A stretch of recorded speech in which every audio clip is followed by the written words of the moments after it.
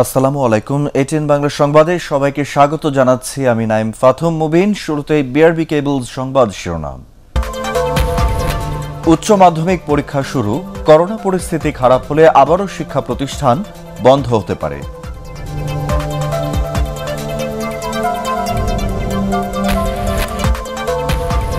(2041) সালের মধ্যে উন্নত দেশ গড়তে সশস্ত্র বাহিনীকে অগ্রসেনা হিসেবে কাজ করার আহ্বান প্রধানমন্ত্রীর।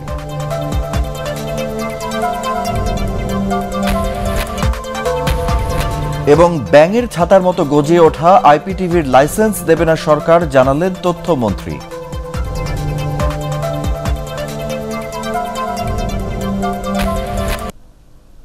শুনছিলেন বিআরবি কেবলস সংবাদ শিরোনাম। এবারে বিস্তারিত। শুরু হলো এইচএসসি ও সমমানের পরীক্ষা। সংক্ষিপ্ত সিলেবাসে পরীক্ষা হচ্ছে 3 বিষয়। সকালে পরীক্ষা কেন্দ্র পরিদর্শন শেষে শিক্ষামন্ত্রী ডাক্তার দীপু মনি জানান, করোনা পরিস্থিতি খারাপ হলে আবারও বন্ধ করে দেওয়া হবে শিক্ষা প্রতিষ্ঠান। মাহবুব কবির চপলের রিপোর্ট। গত বছর এইচএসসি পরীক্ষার্থীদের দিয়েই শুরু হয় অটো পাসের পর্ব। তবে এবার পরীক্ষায় বসতে পেরেছে 14 লাখ শিক্ষার্থী। করোনা সংক্রমণের সতর্কতায় গ্রুপভিত্তিক 3 বিষয়ের প্রথম ও দ্বিতীয় পত্রের পরীক্ষা নেওয়া হচ্ছে। কিন্তু পরীক্ষা এমন এক সময় শুরু হলো যখন করোনার আফ্রিকান ধরন ওমিক্রন নিয়ে বিশ্বজুড়ে আলোচনা। এ নিয়ে শঙ্কিত অভিভাবকরাও। তবে সন্তানরা যে পরীক্ষা দিতে পারছে এতেই স্বস্তি তাদের। অবশ্যই টেনশন তো আছে, বাচ্চাদের একটা কেবল ভ্যাকসিন দেওয়া হয়েছে, আরগুলি তো দেওয়া হয় নাই। তারপরে সবই আল্লাহর উপরে ভরসা। আমাদের তো বাংলাদেশে মনে করেন আল্লাহর ভরসা ছাড়া আর কোনো উপায়ই নেই। সামনে যেটা ধারণা আমরা করছি ওটার থেকে আমরা আসলে সবাই একটু সচেতন হওয়া প্রয়োজন মনে করি। রাজধানীর শহীদ সোহরাওয়ার্দী কলেজ পরীক্ষা কেন্দ্র পরিদর্শন করেন শিক্ষামন্ত্রী ডাক্তার দীপু মনি। পরীক্ষা চালিয়ে গেলেও করোনার গতি প্রকৃতি দেখে শিক্ষা প্রতিষ্ঠানের কার্যক্রম নিয়ে পরবর্তী সিদ্ধান্তের কথাও জানান তিনি। প্রার্থনা করি সবকিছুই যে যেন আবার শিক্ষা প্রতিষ্ঠান বন্ধ করে দিতে হয় এমন পরিস্থিতি যেন না হয়। কিন্তু যদি তেমন পরিস্থিতি হয় অবশ্যই আমরা যে কোনো সিদ্ধান্ত আমাদের শিক্ষার্থীদের স্বাস্থ্য সুরক্ষার জন্য যে কোনো সিদ্ধান্ত প্রয়োজন হবে আমরা তা নেব। প্রথম দিন হয়েছে বিজ্ঞান বিভাগের পরীক্ষা। লিখিত 20 নম্বর আর নৈবত্তিক 12 নম্বরের পরীক্ষা দিতে হয়েছে, যা পরে 75 নম্বরে রূপান্তর করা হবে। আর 25 নম্বর ব্যবহারিক। বেশিরভাগ শিক্ষার্থী পরীক্ষা ভালো হবার কথা জানালেও কারোর মধ্যে সময় স্বল্পতার অভিযোগও ছিল। পরীক্ষা হয় আল্লাহর রহমতে আমরা খুশি। স্বাস্থ্যবিধিও ভালো মতো মেনে নেওয়া হয়েছিল। আর প্রশ্ন মোটামুটি ইজি আসছে। অটো পাশে তো বোঝা যায় না আমি কতটুকু পড়ছি বা আমার প্রিপারেশনটা কেমন। পরীক্ষা হওয়ার ক্ষেত্রে এটা বোঝা যাইতেছে যে রেজাল্টটা কেমন হবে। টাইমটা একটু কম মনে হয়েছে, মানে অনেকে দিতে পারে নাই, অনেকে এমন আছে 6 থেকে 7টা এমসিকিউ দিচ্ছে। সকাল 10টা থেকে 11:30 এবং দুপুর 2টা থেকে 3:30 পর্যন্ত 2 শিফটে পরীক্ষা নেওয়া হচ্ছে। 30 ডিসেম্বর পরীক্ষা শেষ হবার 1 মাস পর ফলাফল দেওয়ার প্রস্তুতি আছে শিক্ষা বোর্ডগুলোর। আর জানুয়ারি থেকে পুরোদমে শিক্ষা কার্যক্রম চালুর প্রস্তুতি আছে শিক্ষা মন্ত্রণালয়ের। তবে সব কিছুই নির্ভর করছে করোনার নতুন ধরন ওমিক্রন কোন দিকে যায় তার উপরে। মাহবুব কবির চপল, এটিএন বাংলা, ঢাকা। দেশে করোনা ভাইরাসে একদিনে আরও 3 জনের মৃত্যু হয়েছে। এ নিয়ে মোট মৃতের সংখ্যা দাঁড়ালো 27,986 জনে। গত 24 ঘন্টায় 21,057 জনের নমুনা পরীক্ষায় নতুন করে করোনা শনাক্ত হয়েছেন 261 জন। পরীক্ষা বিবেচনায় সংক্রমণের হার 1.24%। এছাড়া 24 ঘন্টায় সুস্থ হয়েছেন আরও 313 জন। স্বাস্থ্য অধিদপ্তরের নিয়মিত সংবাদ বিজ্ঞপ্তিতে এসব তথ্য জানানো হয়। করোনার নতুন ভ্যারিয়েন্ট অমিক্রন নিয়ে সরকার সর্বোচ্চ সতর্ক রয়েছে বলে জানিয়েছেন স্বাস্থ্যমন্ত্রী জাহিদ মালিক। তিনি বলেন, আফ্রিকা থেকে আগতদের প্রাতিষ্ঠানিক কোয়ারেন্টাইনে নিশ্চিত করা হচ্ছে। কেউ হোটেল থেকে পালিয়ে গেলে কঠোর ব্যবস্থা নেওয়া হবে। ঢাকার হযরত শাহজালাল আন্তর্জাতিক বিমানবন্দরে দুবাইগামী যাত্রীদের করোনা পরীক্ষায় 36,000 বর্গফুট আয়তনের ল্যাব পরিদর্শন করে মন্ত্রী এসব কথা জানান। আগামী 3 থেকে 4 দিনের মধ্যে নতুন এই ল্যাবে পরীক্ষা শুরু হবে। ওমিক্রনের যে একটা বিশ্বজোড়া নতুন ভ্যারিয়েন্ট বেরিয়েছে, যেটা নিয়ে সকলেই একটু চিন্তিত, আমরাও সতর্ক। আমরা জানতে পেরেছি যে এটা খুবই সংক্রমণ করে, খুব দ্রুত ছড়িয়ে যায়। আফ্রিকাতে বলেছে প্রায় 100 গুণ বেশি সংক্রমণের ক্ষমতা রাখে, কিন্তু মৃত্যু এখনো কোনো ঘটে নাই।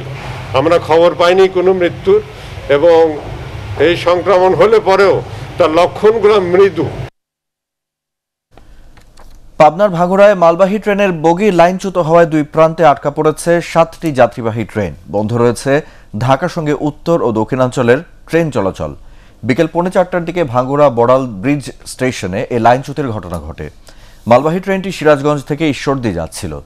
দুর্ঘটনার বিষয়ে পাকশি রেলওয়ে সহকারী প্রকৌশলী শিপন আলী জানান, সন্ধ্যার পর থেকে উদ্ধার কাজ চলছে, শিগগিরই পরিস্থিতি স্বাভাবিক হবে।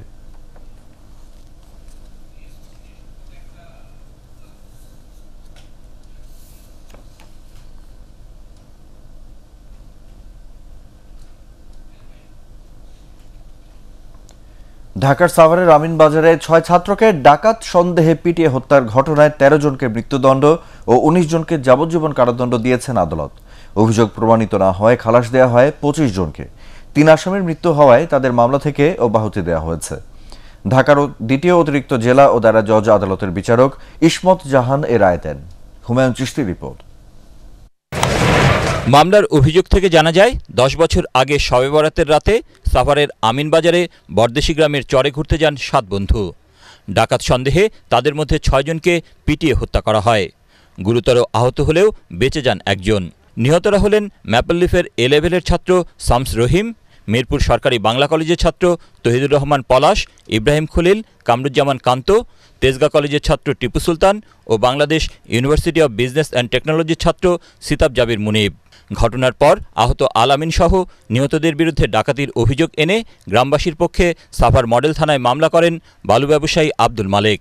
অন্যদিকে 6 শতাধিক গ্রামবাসীকে অভিযুক্ত করে হত্যা মামলা করে পুলিশ। পরে উচ্চ আদালতের নির্দেশে মামলাটি র্যাবের কাছে হস্তান্তর করা হয়। তদন্ত শেষে 2013 সালের 7 জানুয়ারি 60 জনের নাম উল্লেখ করে আদালতে অভিযোগপত্র জমা দেয় র্যাব। 8 জুলাই চার্জ গঠনের মাধ্যমে শুরু হয় বিচার। রায় ঘোষণার নির্ধারিত দিনে বৃহস্পতিবার কড়া নিরাপত্তায় আসামিদের কারাগার থেকে আদালতে হাজির করা হয়। জনাকীর্ণ আদালতে মামলার রায় দেন বিচারক। একটা যুগান্তকারী রায় হয়েছে। আমি মনে করি এই 60 জনের মধ্যে 13 জনের মৃত্যুদণ্ড দিয়েছেন, 19 জনকে যাবজ্জীবন জেল এবং 302 ধারায় আর 10,000 টাকা জরিমানায়, আর 3 জন মারা গেছে, বাকি 25 জনকে আদালত খালাস দিয়েছেন। দীর্ঘ 10 বছর পর রায় হলেও এতে সন্তোষ প্রকাশ করে দ্রুত রায় কার্যকরের দাবি জানিয়েছেন নিহতের স্বজনরা। এই রায় আমরা সন্তুষ্ট হয়েছি, অনেক সন্তুষ্ট। আমি ওদের ফাঁসি দেখতে পারবো, তখনই আমি আরো পুরোপুরি শান্তি পাবো। রায় অসন্তোষ জানিয়ে আপিলের কথা জানান আসামি পক্ষের আইনজীবীরা। এই প্রথম মনে হয় যে গণপিটনের যে মামলায় এই ধরনের একটা যে রায় হয়েছে, আসামি পক্ষ সংক্ষুব্ধ হয়ে উচ্চ আদালতে আমরা আপিল করবো এবং উচ্চ আদালতে আমরা ন্যায় বিচার পাবো। আলোচিত এ মামলায় 92 জন সাক্ষীর মধ্যে 55 জনের সাক্ষ্য নেওয়া হয়। এর মধ্যে প্রত্যক্ষদর্শী সাক্ষীও রয়েছেন।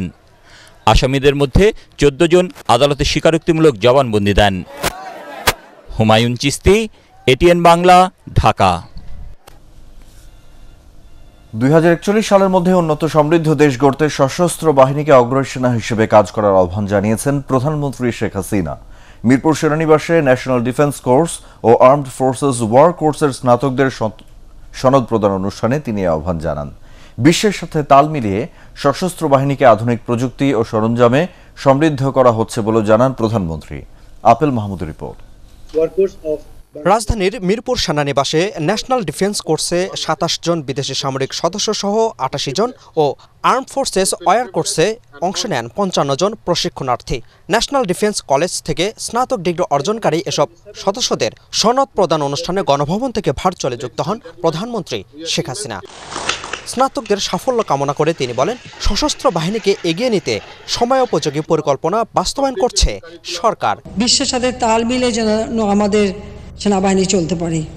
তার কারণ হচ্ছে আমরা জাতিসংঘ কর্তৃক যে শান্তিরক্ষী বাহিনীতে আমাদের সশস্ত্র বাহিনী অংশগ্রহণ করে, কাজেই বিশ্বের অন্যান্য দেশের সশস্ত্র বাহিনীর সদস্যদের সাথে তাদের চলতে হয়।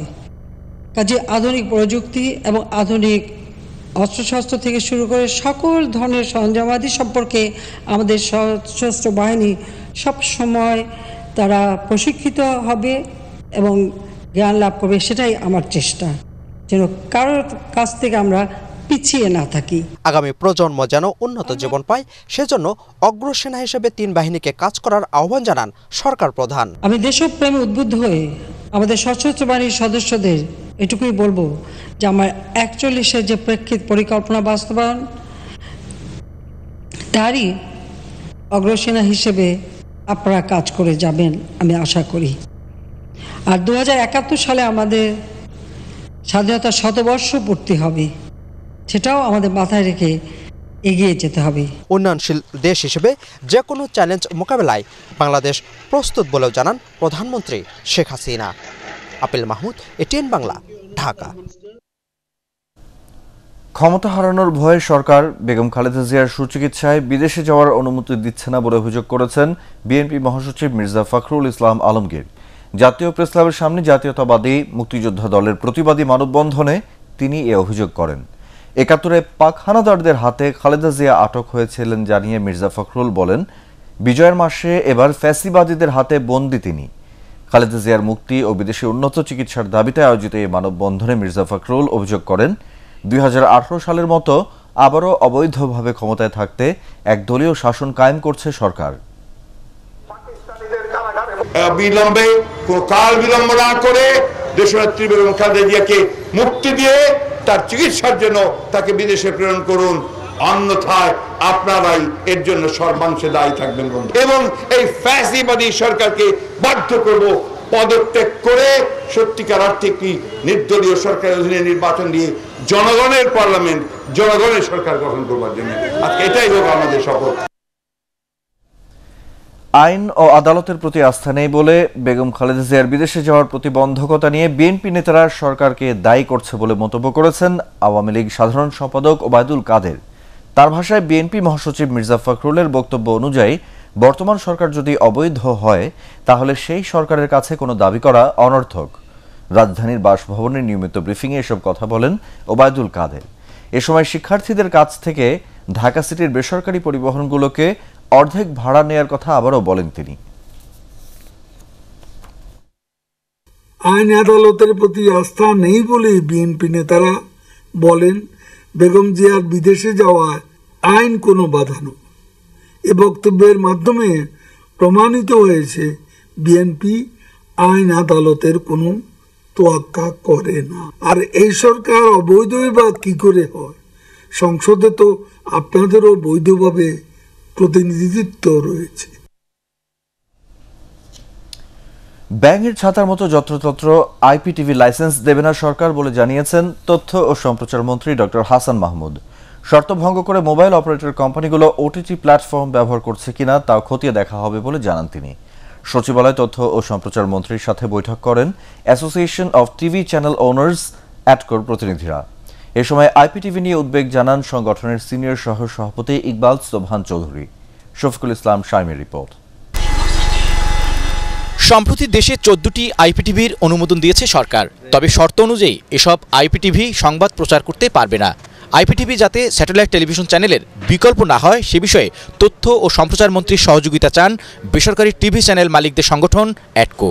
এছাড়া মোবাইল অপারেটরগুলো ওটিটি প্ল্যাটফর্মের মাধ্যমে যে কন্টেন্ট প্রচার করছে তা নিয়েও উদ্বেগ জানান সংগঠনের নেতারা। নতুন করে আইপিটিভির অনুমোদন দেওয়ার কোনো প্রয়োজন আছে কিনা সেটি কিন্তু আমরা মাননীয় মন্ত্রীকে আমাদের পক্ষ থেকে উদ্বেগের কথা বলেছি এবং সেখানে আমরা বলেছি যে আইপিটিভি যেন আমাদের এক্সিস্টিং চ্যানেলগুলোর যেন বিকল্প, আমাদের ব্যবসা বলুন, আমাদের সংবাদ সম্প্রচার বলুন, অনুষ্ঠান সম্প্রচার বলুন, তার যেন বিকল্প না হতে পারে সেজন্য আমরা তাকে অনুরোধ জানিয়েছি। এ সময় তথ্য ও সম্প্রচার মন্ত্রী সাংবাদিকদের জানান, যুগের সাথে তাল মিলিয়ে আইপিটিভির লাইসেন্স দেওয়া হলেও কেউ শর্ত ভঙ্গ করলেই ব্যবস্থা নেওয়া হবে। এছাড়া ওটিটি প্ল্যাটফর্মের মাধ্যমে মোবাইল অপারেটরগুলো যে কন্টেন্ট প্রচার করছে সেগুলো যাচাই বাছাই করা হবে বলেও জানান তিনি। তারা লাইসেন্স না নিয়েই ওটিটি প্ল্যাটফর্ম পরিচালনা করছে, সেখান থেকে উপার্জন করছে, কন্টেন্ট বানাচ্ছে এবং সেগুলো অনলাইনে প্রচার করছে, যেটি তাদের লাইসেন্সের শর্তভঙ্গ। আমরা বিষয়টা পরীক্ষা নিরীক্ষা করব। আমরা টেলিকম মিনিস্ট্রি, বিটিআরসি এবং একই সাথে টেলিফোন কোম্পানিগুলোকে, মোবাইল অপারেটরদেরকে আমরা নোটিফাই করব যে তারা কেন এটি করছেন। বেসরকারি স্যাটেলাইট টেলিভিশন চ্যানেলগুলোর সার্বিক বিষয়ে তথ্যমন্ত্রীর সাথে আলোচনা হয়েছে বলেও জানান অ্যাটকো নেতৃবৃন্দ। শফিকুল ইসলাম শামীম, এটিএন বাংলা, ঢাকা। যুক্তরাষ্ট্রকে বাংলাদেশে আরও বিনিয়োগের আহ্বান জানিয়েছেন পররাষ্ট্রমন্ত্রী ডক্টর এ.কে আব্দুল মোমেন। তিনি বলেন, যুক্তরাষ্ট্র বাংলাদেশে বড় বিনিয়োগকারী দেশ, তারা সবসময় বাংলাদেশের পাশে ছিল, এখনও আছে। আমেরিকান চেম্বার অফ কমার্স AmCham-এর 25 বছর পূর্তি অনুষ্ঠানে এসব কথা বলেন পররাষ্ট্রমন্ত্রী। বর্তমান সরকারকে ব্যবসা বান্ধব সরকার উল্লেখ করে তিনি আরও বলেন, বাংলাদেশ ব্যবসা বান্ধব পররাষ্ট্র নীতিতে বিশ্বাসী। পররাষ্ট্র মন্ত্রণালয় সবসময় সব ধরনের সহযোগিতা করবে বিদেশি বিনিয়োগকারীদের। আগামীতে আরও বড় বিনিয়োগের মাধ্যমে যুক্তরাষ্ট্রের সাথে বাংলাদেশের সম্পর্ক আরও জোরদার হবে বলেও আশা করেন পররাষ্ট্রমন্ত্রী।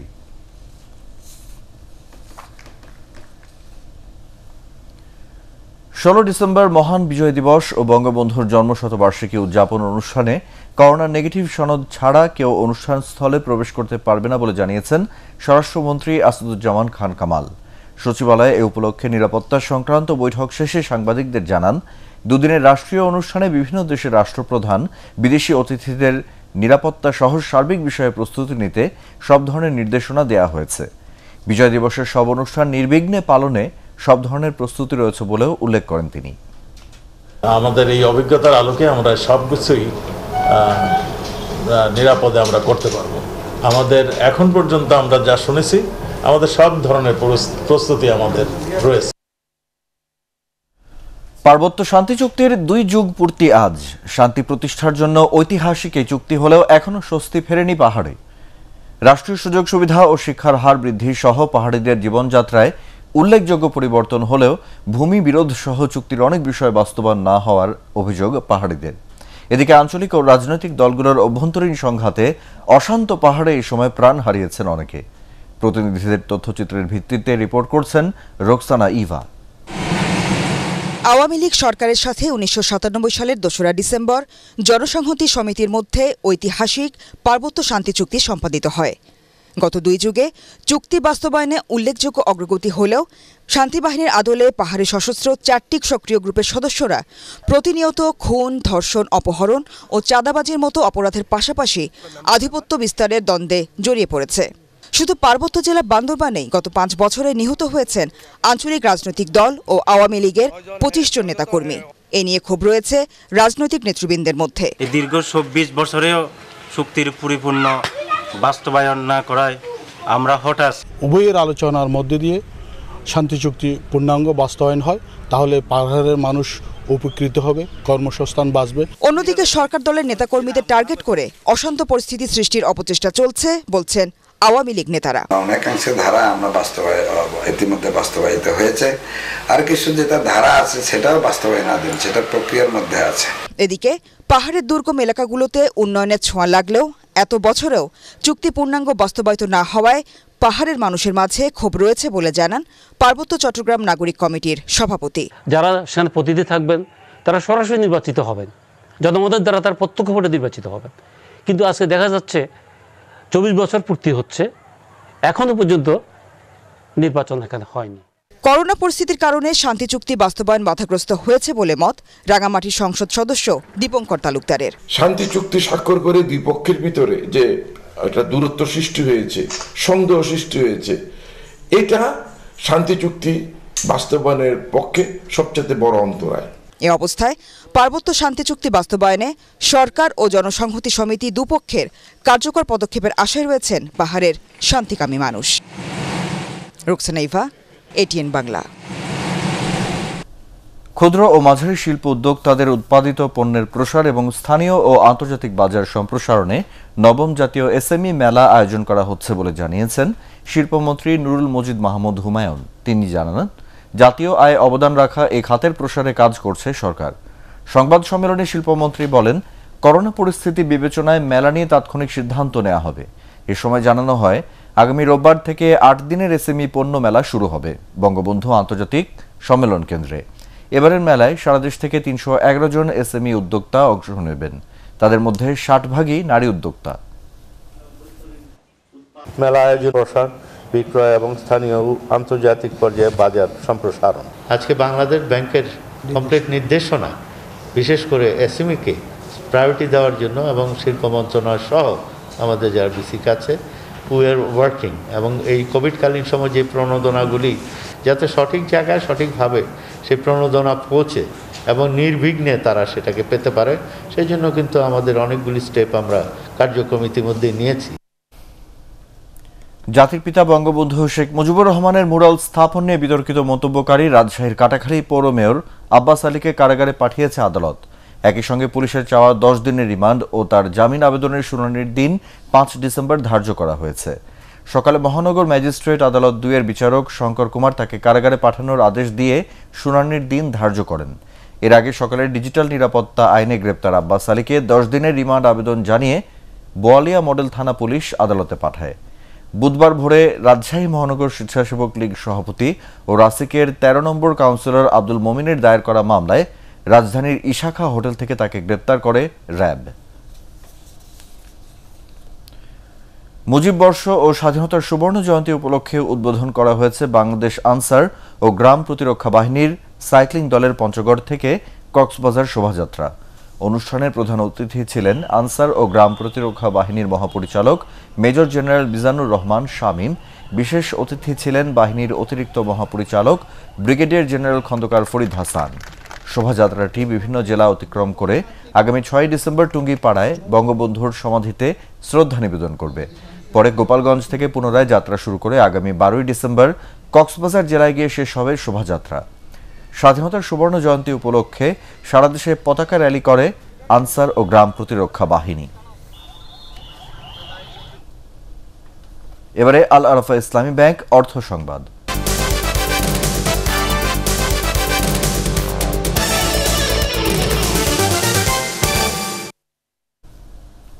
ভোলার বোরহানউদ্দিনে শুরু হলো সোশ্যাল ইসলামী ব্যাংক লিমিটেডের 99তম ও চাঁদপুরের রূপসা বাজারে 100তম উপশাখার কার্যক্রম।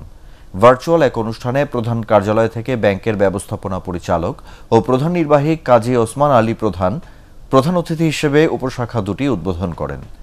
অতিরিক্ত ব্যবস্থাপনা পরিচালক তাজুল ইসলাম, উপব্যবস্থাপনা পরিচালক আবু নাসের চৌধুরী, সিরাজুল হক, শামসুল হক, কোম্পানি সচিব আব্দুল হান্নান খান ও মার্কেটিং অ্যান্ড ব্র্যান্ড কমিউনিকেশনের ডিভিশনের প্রধান মনিরুজ্জামান এই সময় অন্যান্যের মধ্যে উপস্থিত ছিলেন।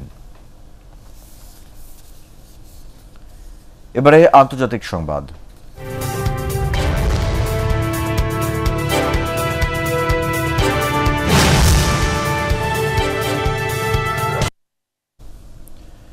ভারতের কর্ণাটকে দুজনের শরীরে করোনা নতুন ভ্যারিয়েন্ট অমিক্রন শনাক্ত হয়েছে। তবে আক্রান্ত দুজনের কারো লক্ষণই গুরুতর নয়, বরং মাঝারি ধরনের। তাদের সান্নিধ্যে আসা ব্যক্তিদেরও শনাক্ত করে করোনা টেস্ট করা হচ্ছে বলে জানিয়েছে ভারতের কেন্দ্রীয় স্বাস্থ্য মন্ত্রণালয়। তবে ব্যক্তিগত সুরক্ষায় আক্রান্তদের নাম ও পরিচয় প্রকাশ করা হয়নি। এ অবস্থায় মাস্ক পরা, জনসমাগম এড়িয়ে চলা, সামাজিক দূরত্ব বজায় রাখা এবং বারবার স্যানিটাইজার বা সাবান দিয়ে হাত পরিষ্কার করার উপর গুরুত্ব দিচ্ছে সরকার। এদিকে প্রথম অমিক্রন শনাক্ত হওয়ার পর দক্ষিণ আফ্রিকায় করোনায় আক্রান্তের হার বেড়ে গেছে দ্বিগুণেরও বেশি।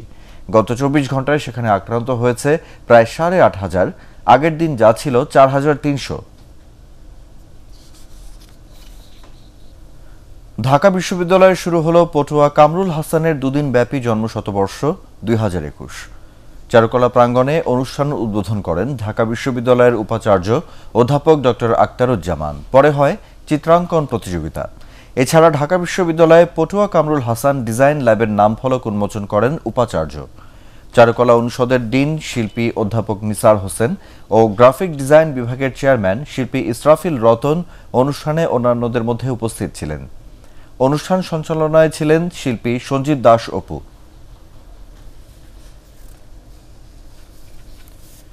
রাজধানীর পল্লবী এলাকায় অভিযান চালিয়ে ৭১,০০০ পিস ইয়াবা উদ্ধার করেছে মাদকদ্রব্য নিয়ন্ত্রণ অধিদপ্তর।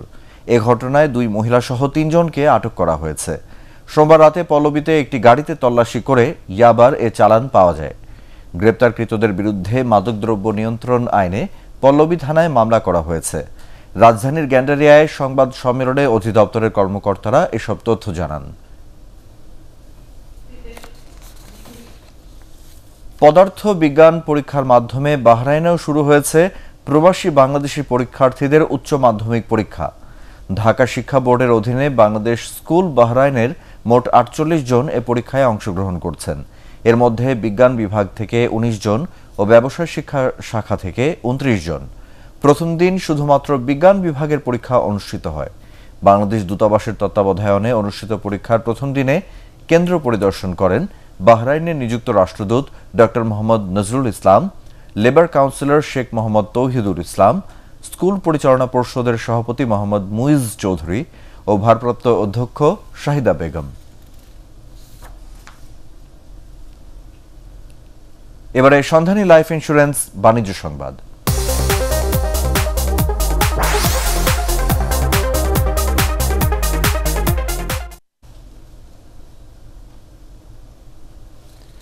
যশোরের শার্শায় দুগ্ধ সমবায় সমিতির মতবিনিময় সভা অনুষ্ঠিত হয়েছে।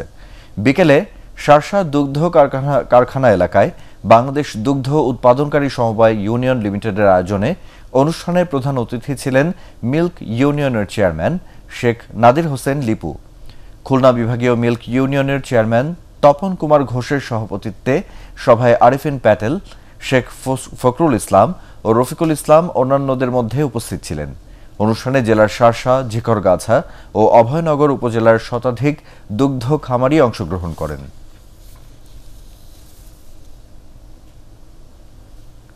মুক্তি পেল সিঁথি সাহা ও শফকাত আমানত আলীর প্রথম মিউজিক ভিডিও রাত জাগা পাখি।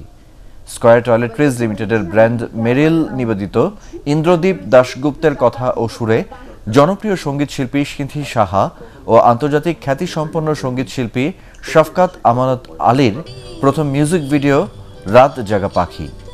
রাজধানীর ইম্পেটাস লাউঞ্জে অনুষ্ঠানের প্রধান অতিথি ছিলেন সংসদ সদস্য ও সাংস্কৃতিক ব্যক্তিত্ব আসাদুজ্জামান নূর।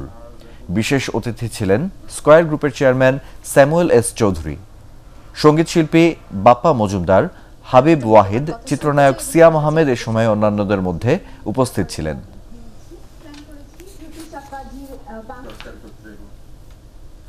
এ পর্যায়ে পার্টেক্স খেলার খবর।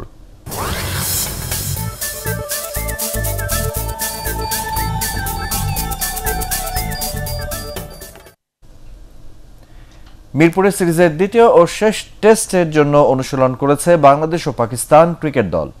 করোনা টেস্টে নেগেটিভ হওয়ায় টাইগার শিবিরে যোগ দিয়েছেন দেশসেরা অলরাউন্ডার সাকিব আল হাসান। ইনজুরি কাটিয়ে উঠলেও বায়ো বাবলের নিরাপত্তার কারণে দিনের শুরুতে একাই অনুশীলন করেন বিশ্বের অন্যতম সেরা এই অলরাউন্ডার। দুপুরে দলের সাথে যোগ দেন তিনি। সাকিব দলে ফেরায় ঢাকা টেস্টের আগে উজ্জীবিত টাইগাররা দ্বিতীয় ও শেষ টেস্টে পাকিস্তানের বিপক্ষে প্রতিরোধ গড়ে তুলতে চায় স্বাগতিকরা। প্রথম টেস্ট খেলেছি, ইটস এ নিউ এক্সপিরিয়েন্স। আলহামদুলিল্লাহ, এটা আসলে অনেক ভালো একটা এক্সপিরিয়েন্স ছিল আমার জন্য, কারণ এর আগে অনেক টিমের সাথে ফিল্ডিং করেছি কিন্তু কখনো 11 জনের ভিতরে খেলা হয়নি। তো I would say it's a great experience for me. আমরা জানি না উইকেট কেমন থাকবে, সবকিছু সিম্পল রেখে উইকেট যেরকম চাই ওরকম ব্যাটিং করা। ভারতকে 6 রানে হারিয়ে অনূর্ধ্ব 19 ত্রিদেশীয় ওয়ানডে সিরিজের ফাইনালে উঠেছে বাংলাদেশ। কলকাতার ইডেন গার্ডেন্সে টস হেরে ব্যাট করতে নেমে 16 বল বাকি থাকতে 230 রানে গুটিয়ে যায় টাইগার যুবারা। নরোজ প্রান্তিক 62 ও মাহফিজুল ইসলাম করেন 56 রান। 231 রানের লক্ষ্যে খেলতে নেমে অঙ্কুশ রাগবানসির 88 রানের ইনিংসে জয়ের পথেই ছিল ভারত, কিন্তু শেষ 10 রান তুলতে 3 উইকেট হারালে 224 রানেই থামে স্বাগতিকরা। দুর্দান্ত বোলিংয়ে 3 উইকেট নিয়েই ম্যাচ সেরা হন তানজিম হাসান সাকিব। বঙ্গবন্ধু শেখ মুজিবুর রহমানের জন্মশতবার্ষিকী উদযাপন উপলক্ষে আয়োজিত জাতীয় বক্সিং প্রতিযোগিতায় পুরুষ ও নারী উভয় বিভাগে চ্যাম্পিয়ন হয়েছে বাংলাদেশ সেনাবাহিনী। তারা 9টি স্বর্ণ, 4টি রৌপ্য এবং 4টি ব্রোঞ্জ পদক জয় করে। আর রানার্স আপ বাংলাদেশ আনসার জিতেছে 8টি স্বর্ণ, 7টি রৌপ্য এবং 2টি ব্রোঞ্জ পদক। পল্টনের মোহাম্মদ আলী বক্সিং স্টেডিয়ামে 4 দিনের এই প্রতিযোগিতা শেষে বিজয়ী ও বিজেত দলকে পুরস্কৃত করেন বাংলাদেশ অ্যামেচার বক্সিং ফেডারেশনের সভাপতি ও বাংলাদেশ আনসারের মহাপরিচালক মেজর জেনারেল মিজানুর রহমান শামীম। এ সময় উপস্থিত ছিলেন ফেডারেশনের সহসভাপতি নিজামুদ্দিন চৌধুরী পারভেজ ও সাধারণ সম্পাদক মাজহারুল ইসলাম তুহিন। রোববার থেকে শুরু হচ্ছে ওয়ালটন তৃতীয় জাতীয় পুরুষ ডিউ বল প্রতিযোগিতা। 14টি দলের অংশগ্রহণে 2 দিনের এই প্রতিযোগিতা শেষ হবে পল্টনের শেখ রাসেল রোলার স্কেটিং কমপ্লেক্সে। এ উপলক্ষে বঙ্গবন্ধু জাতীয় স্টেডিয়ামে এক সংবাদ সম্মেলনে ডিউ বল অ্যাসোসিয়েশনের সাধারণ সম্পাদক BM শহীদুজ্জামান জানান, টুর্নামেন্টের চ্যাম্পিয়ন ও রানার্স আপ দলকে ট্রফি ও মেডেল দেওয়া হবে। এ সময় উপস্থিত ছিলেন পৃষ্ঠপোষক প্রতিষ্ঠান ওয়ালটন গ্রুপের জ্যেষ্ঠ নির্বাহী পরিচালক ইকবাল বিন আনোয়ার ডন ও ক্রীড়া সংগঠক হেদায়েতুল্লাহ তুর্কি। শেষ করার আগে বিআরবি কেবল সংবাদ শিরোনামগুলো এক নজরে আরেকবার। উচ্চ মাধ্যমিক পরীক্ষা শুরু, করোনা পরিস্থিতি খারাপ হলে আবারও শিক্ষা প্রতিষ্ঠান বন্ধ হতে পারে।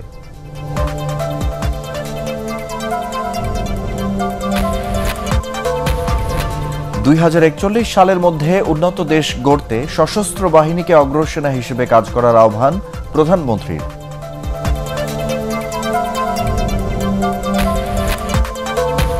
এবং ব্যাঙের ছাতার মতো গজিয়ে ওঠা আইপিটিভির লাইসেন্স দেবে না সরকার, জানালেন তথ্যমন্ত্রী।